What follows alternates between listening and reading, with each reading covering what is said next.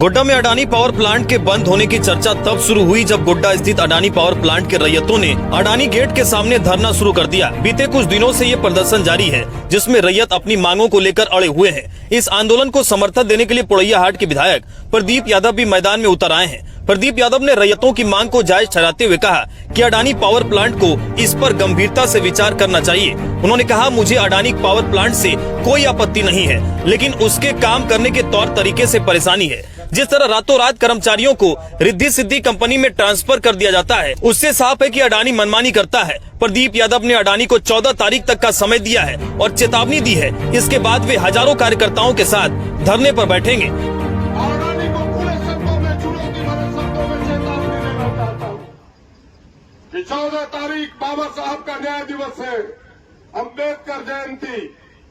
अगर 14 तारीख को तुमने अगर इसके अस्थायी समाधान का घोषणा 14 तक नहीं किया तो 15 के बाद न तो तुम्हारा कोयला आएगा, न तो तुम कहीं बाहर जाओगे। 50,000 लोग छूटेंगे, पीने का पानी नहीं मिलेगा। अब प्रदीप यादव जो कहता है शरीर में खून का कपड़ा जब तक है तब तक कटेगा।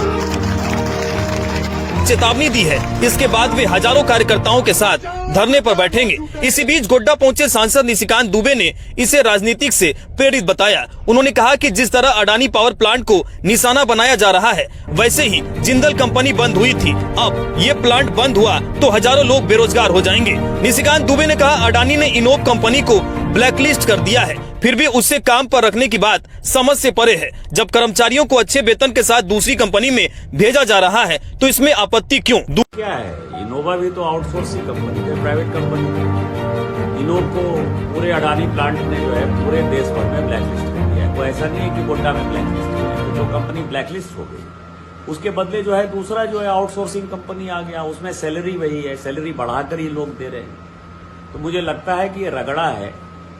और यदि इसी तरह का हुआ तो अभी 2 उदाहरण हैं। गोड्डा में जिंदल प्लांट आया, जिंदल में लोग नौकरी करते थे, इसी तरह से आंदोलन करते थे लोग। जिंदल आज बंद हो गया, सभी निपनिया और मखना के लोग जो है सभी बेरोजगार होकर घूम रहे हैं। सुंदर पहाड़ी के लोग, गोड्डा के लोग। अब लौपाला जो है हमारे यहाँ मधुपुर में था, इसी तरह से सारे नेता जाते थे, वेतन बढ़ाओ, वेतन बढ़ाओ, वेतन बढ़ाओ। लौपाला बंद करके चला गया। न वेतन रहा, 10,000 कर्मचारी जो है आज बेरोजगार हो गए। 1,000 कर्मचारी तो लौपाला के थे जो आज बेचारे बेरोजगार हैं रोड पर। आपत्ति क्यों? दूसरी ओर गोड्डा के विधायक और श्रम उद्योग मंत्री संजय प्रसाद यादव ने कहा कि रैयतों की बातों को सुना गया है और उच्च स्तर पर चर्चा हुई है। वे अडानी प्रबंधन से वार्ता करेंगे, लेकिन राजनीतिक से प्रेरित कदमों की निंदा की।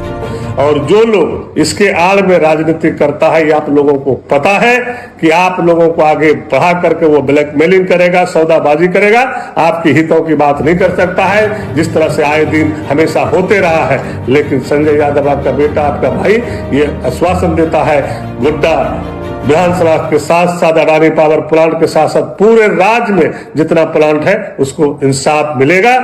चूंकि आप लोगों के आशीर्वाद से इस पद पे मैं हूं और अपने लोगों के साथ अन्याय नहीं होने दूंगा।